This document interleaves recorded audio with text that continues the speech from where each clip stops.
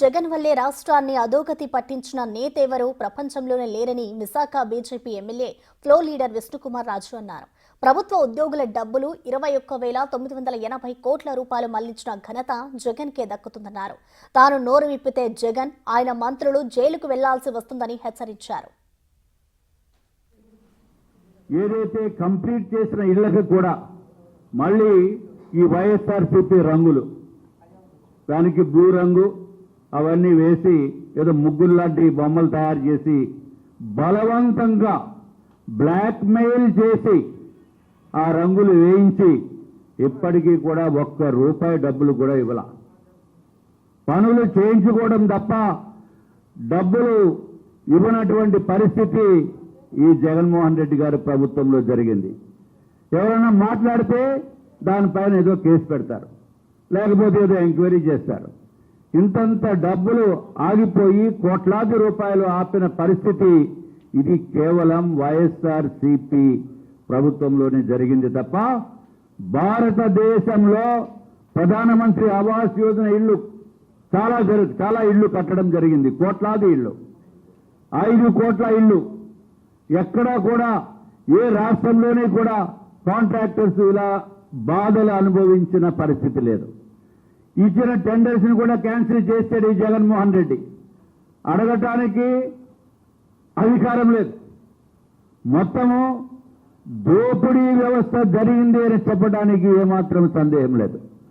ఈ ప్రభుత్వం వచ్చాక డబ్బులు వస్తాయని చెప్పి చూస్తే ఇక్కడ చూస్తే 1,35,000 కోట్ల రూపాయలు ఇప్పటికే బాకీలు ఉన్నాయి. అత్యంత దారుణమైన పరిస్థితి.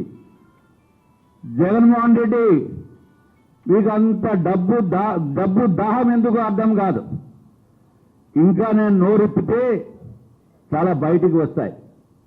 కాబట్టి ఇంకా కొంచెం అతి కష్టం మీద మాట్లాడకుండా ఉంటున్నాం.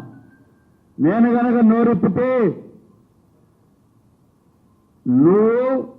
క్షమించండి, మీరు మీ మంత్రులు కూడా జైలుకు పోయే పరిస్థితి ఉంది.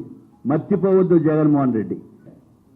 అంటే ప్రతి జిల్లాకి ఒక్కొక్క అసోసియేషన్, అట్లాగా 13 జిల్లాల క్రికెట్ అసోసియేషన్స్ ఉన్నాయి.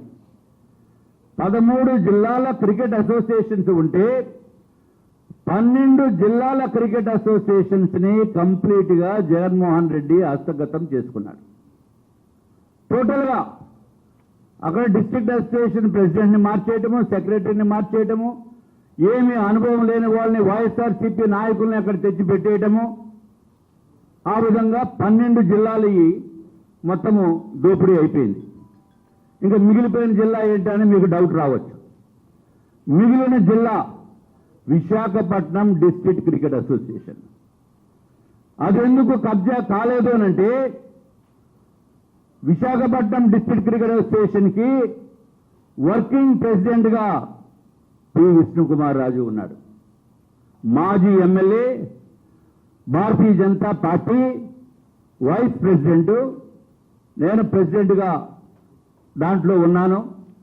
విశాఖపట్నం క్రికెట్ స్టేడియం కట్టింది మా కంపెనీ.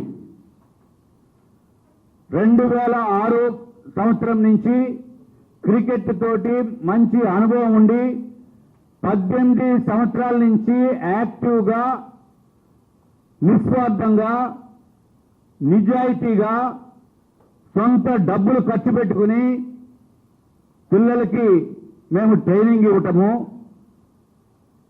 ఆంధ్ర రాష్ట్రంలో ఎవరినైతే ఇంటర్నేషనల్ క్రికెట్ ప్లేయర్స్ ని ప్రొడ్యూస్ చేస్తున్నారో హైయెస్ట్ నెంబర్ ఆఫ్ ఇంటర్నేషనల్